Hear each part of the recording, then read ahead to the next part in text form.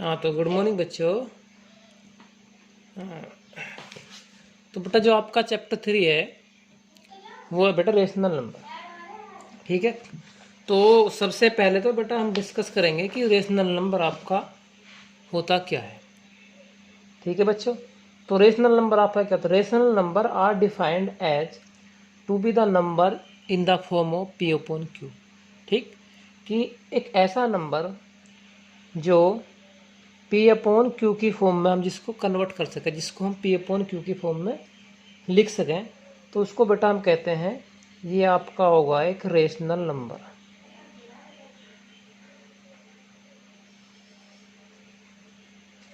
सही बच्चे, तो रेशनल नंबर क्या होगा आपका?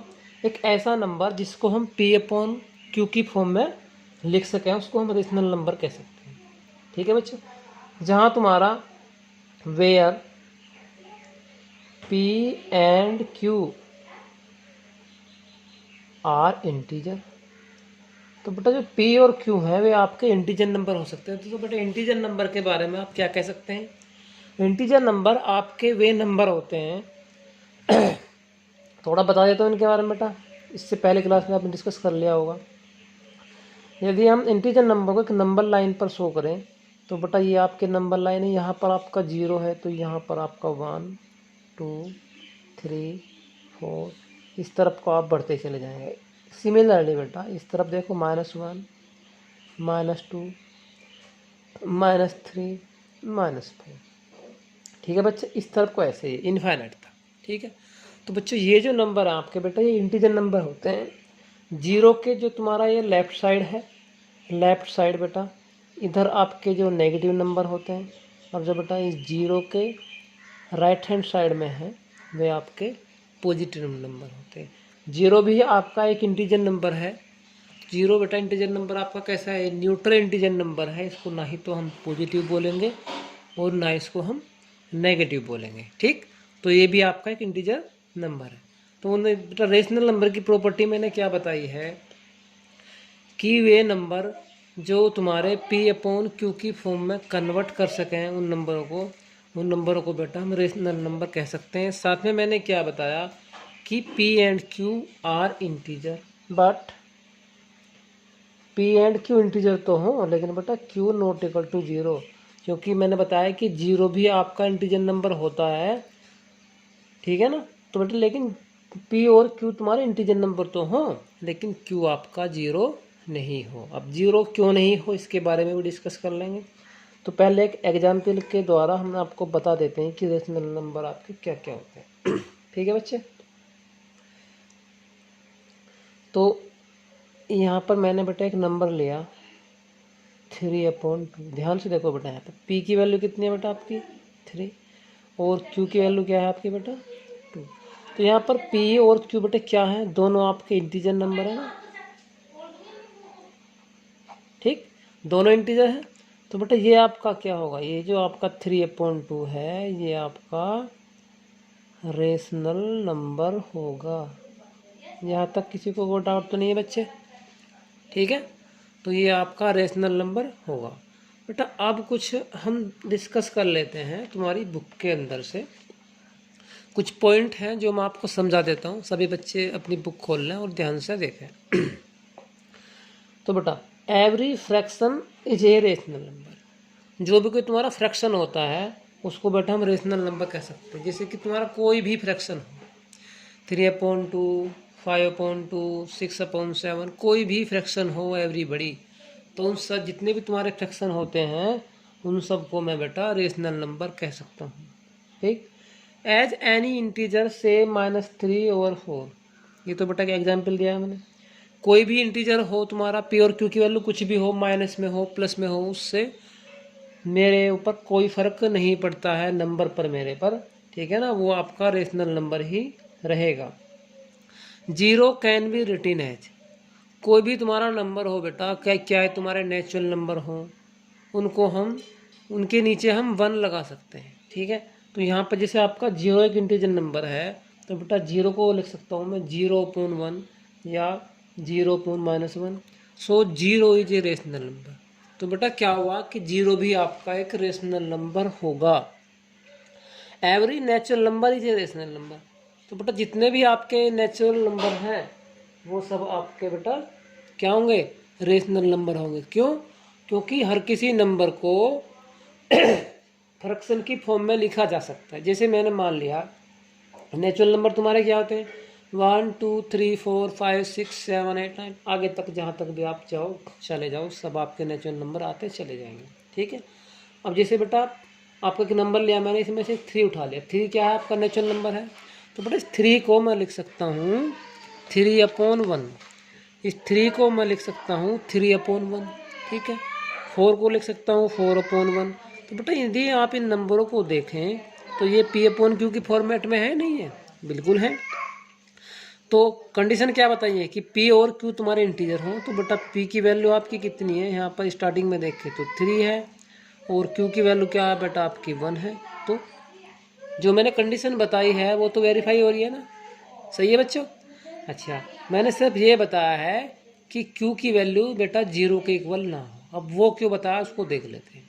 ठीक है बच्चे, यदि मैं बेटा यहाँ पर 3/0 लिख देता हूँ तो बेटा P की वैल्यू तुम्हारी 3 और Q तुम्हारा क्या है बेटा 0। बोथ आर इंटीजर हैं, both are integer, but Q तुम्हारा 0 के इक्वल है बच्चे। Q तुम्हारा क्या है, 0 के इक्वल है। तो ये 3/0 बेटा आपका रेशनल नंबर नहीं होगा। क्यों? अब इससे क्या प्रॉब्लम पड़ी सर, आपने ये क्यों कहा कि 0 नहीं रख सकते क्यों में, तो बेटा इसका रीज़न मैं बता देता हूँ आपको। तो 3/0 रखा था बेटा, 3/0 की जो वैल्यू है वो बेटा इनफाइनाइट हो जाती है, जिसको हम कहते हैं undetermined.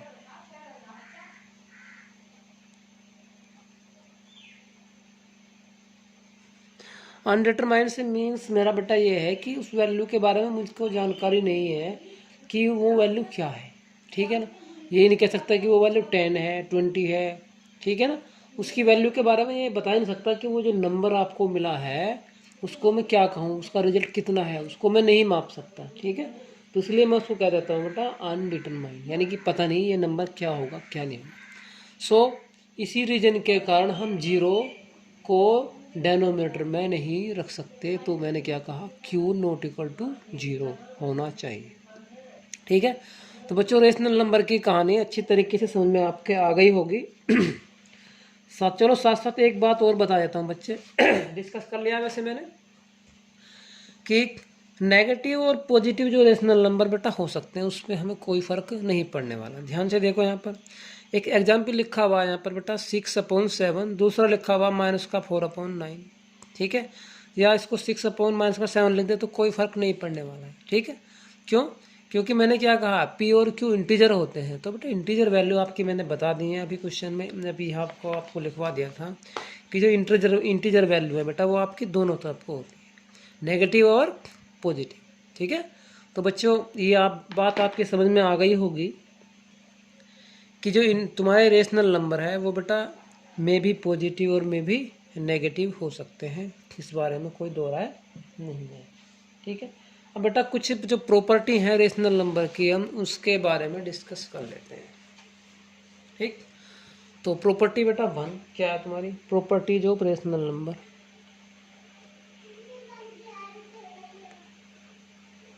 Properties of rational number,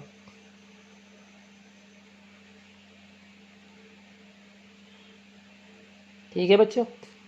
तो सबसे पहले प्रॉपर्टी क्या है बेटा हम देख लेते हैं यहाँ पर कि आपका बेटा कोई नंबर है P/Q, क्या है बेटा आपका एक रेशनल नंबर है। ठीक है बच्चों, तो यदि मैं इस रेशनल नंबर में किसी बेटा एक इक्वल नंबर से मल्टीप्लाई कर देता हूँ जो कि तुम्हारा नॉन जीरो नंबर है। ठीक है ना, किसी m से मल्टीप्लाई किया बेटा मैंने यहाँ पर, तो P × M अपन में बेटा Q × M। ठीक है ना, तो न्यूमरेटर और डेनोमीटर में मैंने बेटा सेम नंबर से मल्टीप्लाई कर दी, जहाँ पर तुम्हारा m क्या है, m बेटा है आपका नॉन जीरो इंटीजर। ठीक है, अब यदि मैं आपसे सीधी सीधी यही कह देता कि एक रेशनल नंबर को मैं किसी भी एक सेम इंटीजर से मल्टीप्लाई कर सकता हूँ। ठीक है, तो बेटा यदि सेम नंबर से कहते तो आप बेटा आप 0 से मल्टीप्लाई कर देते। यदि आप 0 से मल्टीप्लाई कर देते तो बेटा आपका ये सब कुछ चेंज हो जाता। बात समझ में आ गई? तो मैंने क्यों लिखा है, m तुम्हारा क्या है, एक नॉन जीरो इंटीजर है, तो मैं किसी भी नॉन जीरो इंटीजर से न्यूमरेटर और डेनोमिनेटर में मल्टीप्लाई कर सकता हूँ। तो बेटा इस पर कोई फ़र्क, तुम्हारा जो तुम्हारा रेशनल नंबर है उस पर कोई फ़र्क नहीं पड़ता है। ठीक है, साथ में होता क्या है बच्चे, इक्विवेलेंट रेशनल नंबर आपके आ जाते हैं। कैसे? तो यहाँ पर देखो, जैसे एक एग्जांपल लेता हूँ बेटा, मैंने एक नंबर लिया 1/2। ठीक है, ये आपका एक रेशनल नंबर है। यदि मैं इसमें एक सेम नॉन जीरो नंबर से न्यूमरेटर और डेनोमिनेटर में मल्टीप्लाई कर देता हूँ, तो बेटा एक 2 नंबर लिया मैंने, मल्टीप्लाई कर दी, तो बेटा तुम्हारा ये रिजल्ट आया 1/4। तो बेटा यहाँ पर यदि देखो तो 1/2 और 1/4 तुम्हारे क्या है बेटा, इक्विवेलेंट रेशनल नंबर।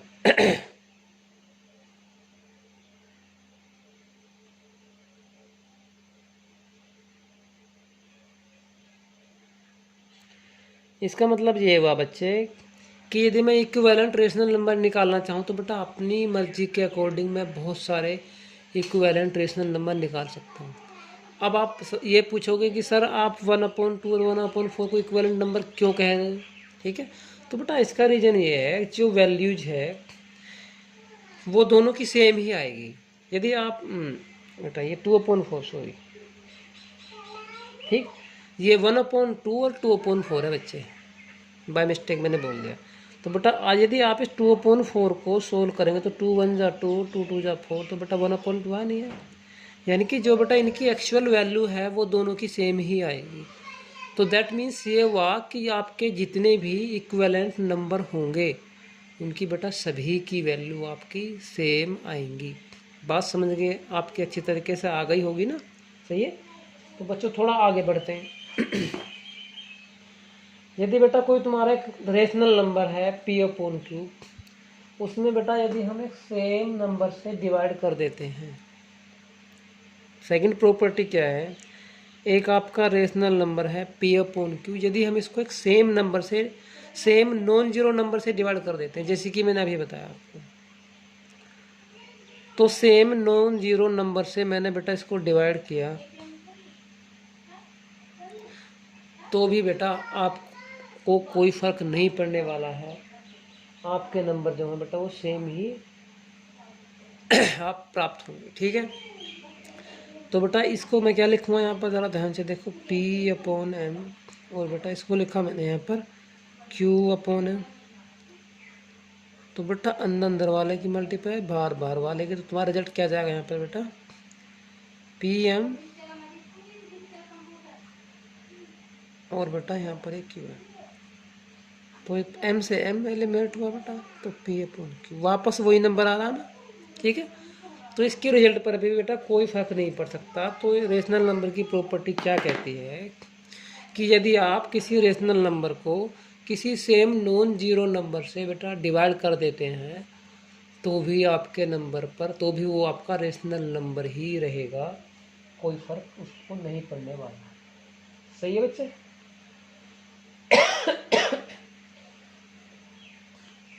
आगे देखते हैं बेटा, ये 2 rational number can be compared finding the cross product. यदि हमारे पास में 2 रेशनल नंबर है बेटा, उनकी हम कंपेयर करना चाहते हैं। सही है बच्चे?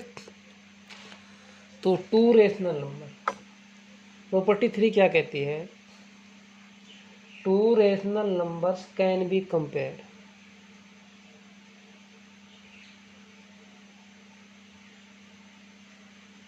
To rational number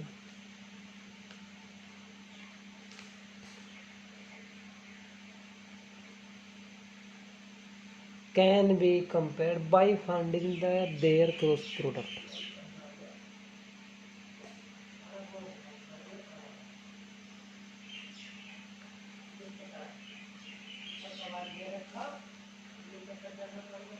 Their cross product.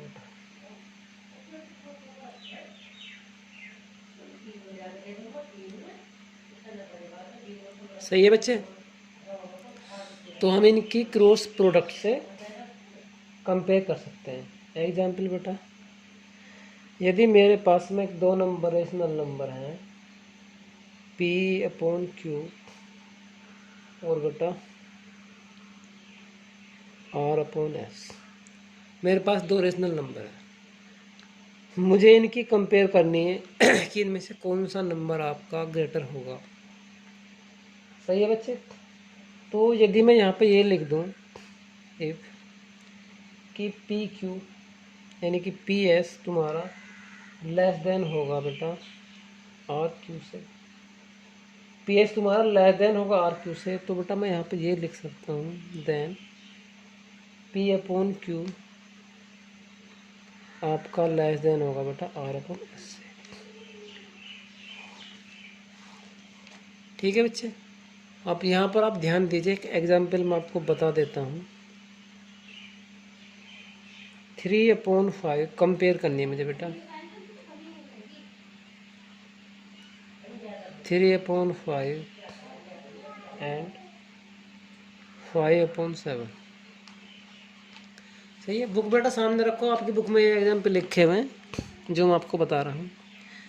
तो बेटा 3/5 और इनकी बेटा क्रॉस मल्टीप्लाई कर देते हैं। सही है बच्चे। तो देखो क्रॉस मल्टीप्लाई कैसे करेंगे, इनको इस तरीके से पहले मैं कंपेयर कर रहा हूँ तो इक्वल में रखा, क्रॉस मल्टीप्लाई किया बेटा तो तुम्हारा कितना है 3 × 7 और बेटा यहाँ पर है 5 × 20। अब ध्यान से देखो बेटा कौन सा तुम्हारा नंबर तुम्हारा ग्रेटर आ रहा है। ये आपका 21 बैठ रहा है और ये आपका 25, तो ये वाला ग्रेटर होगा। तो बेटा आपके नंबर भी किस तरीके से होंगे फिर ये कि 3/5 लेस देन होगा 5/7। बात समझ में आ गई होगी। चलो बच्चे आगे चलते हैं इसको नोट करो फटाफट। उसके बाद बच्चे आगे चलते हैं, जल्दी नोट करो बच्चे।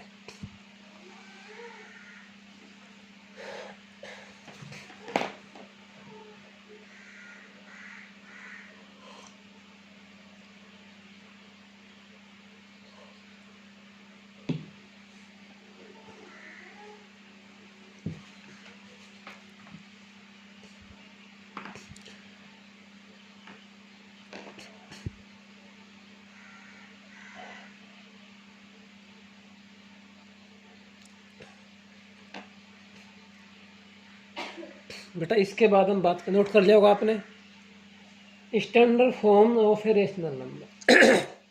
तो बेटा रेशनल नंबर की स्टैंडर्ड फॉर्म क्या होती है?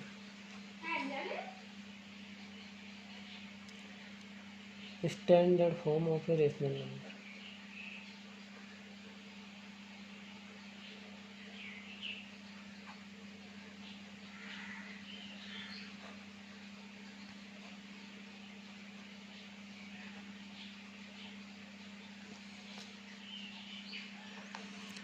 Rational number. तो बेटा स्टैंडर्ड फॉर्म से मतलब क्या है, जैसे मान ले मेरे पास यहाँ पर एक नंबर है, मैं एग्जाम्पल के थ्रू आपको बता देता हूँ 6/9 है बेटा। ठीक, तो बेटा ये इसकी स्टैंडर्ड फॉर्म नहीं है। स्टैंडर्ड फॉर्म तुम्हारी क्या होती है बेटा, जो आपके नंबर हैं वो आपके को प्राइम नंबर होने चाहिए। ठीक है बच्चे, न्यूमरेटर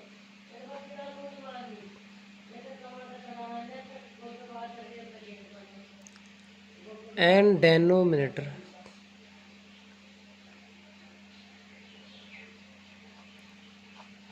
न्यूमरेटर और डेनोमिनेटर जो है बेटा आपके को प्राइम होने चाहिए बेटा।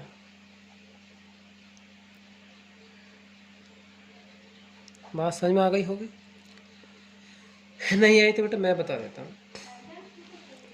ये आपका 6/9 है, तो बेटा को प्राइम से मीन्स क्या है, यानी कि 1 के अलावा न्यूमरेटर और डेनोमिनेटर का 1 के अलावा कोई भी कॉमन फैक्टर ना हो। एक ऐसे नंबर जिनका कॉमन फैक्टर ओनली 1 हो, हम ऐसे नंबरों को बेटा को प्राइम कहते हैं। तो को प्राइम की कहानी समझ में आ गई होगी ना बेटा। तो 6/9 को यदि हम यहाँ पर देखें तो बेटा 3 वन तो बेटा सभी का कॉमन फैक्टर होता है। सही है बच्चों। तो यदि मैं यहाँ पर देखूँ तो 3 यहाँ पर तुम्हारा दोनों का कॉमन फैक्टर आ रहा है, न्यूमरेटर का भी और डेनोमिनेटर का भी। जो बेटा अपॉन के ऊपर वाला नंबर होता है उसको न्यूमरेटर बोलते हैं, जो नीचे वाला नंबर होता है उसको डेनोमिनेटर बोलते हैं। तो यहाँ पर कॉमन फैक्टर क्या है? 3 है। तो 3 2 जा 6 और बेटा 3 3 जा 9। अब आपके पास रिजल्ट आया 2/3। ठीक। तो बेटा यदि हम 2/3 को अब देखें ध्यान से तो इसमें कॉमन फैक्टर 1 है। ठीक। तो बेटा ये क्या हुआ कि 2 और 3 दोनों को प्राइम नंबर है। यहाँ पर हम यदि देखें बेटा जो कॉमन फैक्टर है तुम्हारा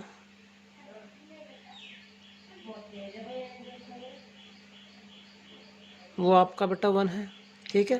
तो 2 और 3 यहाँ पर क्या है बेटा? 2 और 3 बेटा यहाँ पर आपके को प्राइम नंबर है। और मैंने क्या कंडीशन बताई है आपकी? यदि मैं ये कहूँ कि स्टैंडर्ड फॉर्म रेशनल नंबर, तो यानी कि P और Q यानी कि न्यूमरेटर और डेनोमिनेटर का जो कॉमन फैक्टर है वो 1 होना चाहिए, इससे अलग कुछ भी नहीं। ठीक है। यानी इसको मैं सिंपलेस्ट फॉर्म भी बेटा कह सकता हूँ। बात समझ में आ गई है ना? आगे चलते हैं बच्चों। अब यदि कोई तुम्हारा नंबर इस तरीके से लिखा हुआ है 3/-2, तो बेटा ये भी इसकी स्टैंडर्ड फॉर्म नहीं है, क्योंकि स्टैंडर्ड फॉर्म तुम्हारी कम होगी। जो डेनोमिनेटर है वो हमेशा पॉजिटिव फॉर्म में होना चाहिए। तो इसको हम बेटा क्या लिख सकते हैं? 2 को ऊपर ले जाएंगे तो ये यहाँ पर ऐसे लिखा जाए। सही है बच्चे।